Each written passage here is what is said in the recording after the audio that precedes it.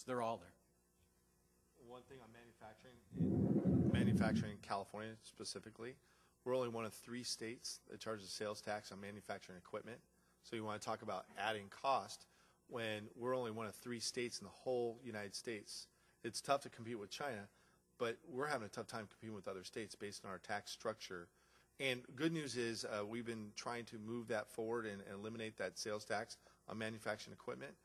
The good news is Governor Jerry Brown has now put that part of his jobs plan, and I'm hopeful that we can get that done. It's always going to be tough to compete with China and their workforce, but right now we're not competing with other states based on our tax policy in California in terms of manufacturing.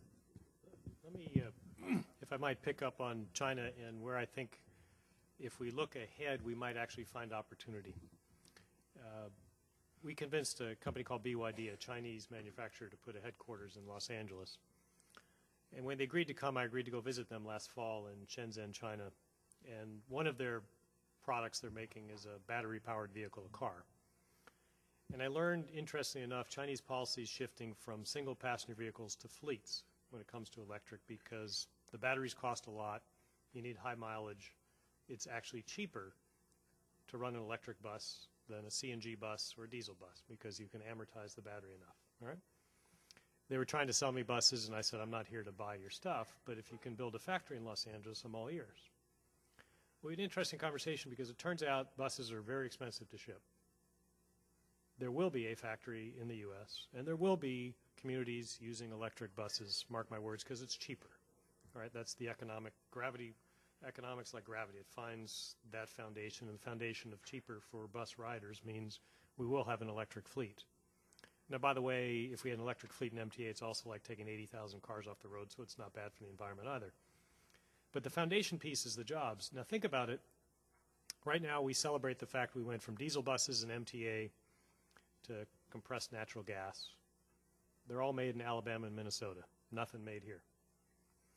We can look up in 5 or 8 years, and we'll see Austin, Texas, perhaps, or New York driving electric buses, and probably led by our environmental community. There'll be a big push to go in that direction because it's cleaner, better for our environment.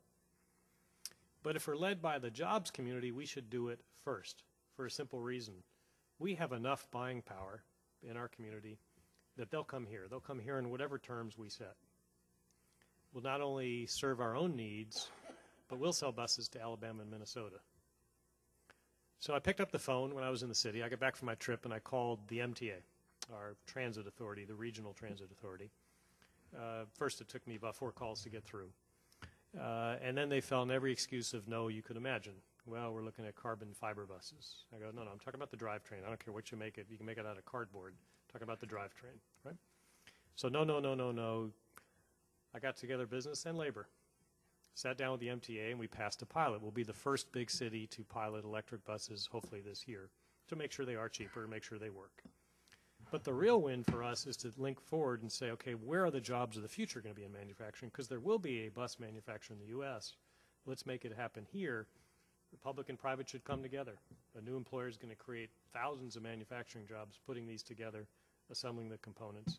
If we can get government, private sector, and community to work alongside each other and think about where those opportunities will come from instead of reflexively following others. So I think there's an opportunity. Eyeglasses may have gone, but products of the future, we have some opportunity if we think forward. More questions? Okay. Let's see. Mayor, right now, you mentioned the traffic in your state and education, but you know, we here in California are very prideful based on environmental regulations, and in fact, we're at the forefront on some renewable energy, and we passed a 33% renewable energy bill in Sacramento. Do you have initiatives out in Texas that talk about green emissions, renewable energy, environment, and so on and so forth? And how do you balance the environment along with business? Absolutely, and you know, of course, along the Texas Gulf Coast is a major refining area of the country, so it's an issue we deal with all the time. Particularly in our community, the city, where we do provide incentives for lead construction. And so we incorporate that into our development code, and we think we do incentivize for that. Matter of fact, the City of Sugar Land, we just built a new fire station, and we got completely LEED certified. I believe it was up to the bronze level on that. So we're very cognizant of that in the community. One of the things that, particularly in the state, we have what we call the TCEQ. It's a Texas Commission on Environmental Quality. And they have started to create credits for businesses that are proactive in the environmental issue, obviously.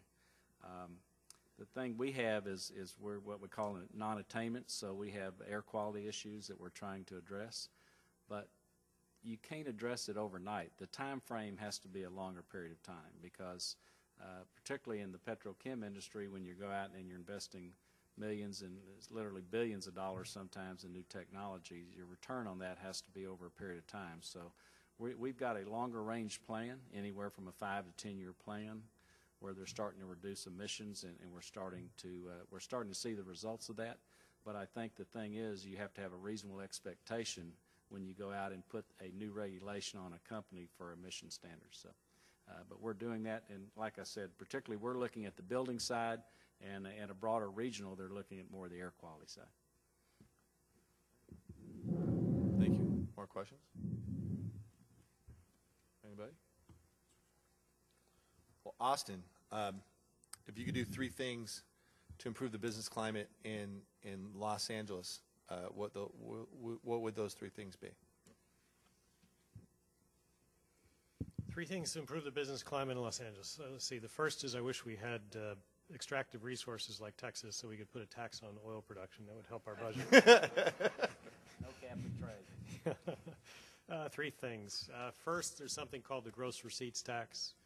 We need to find a way to do away with it.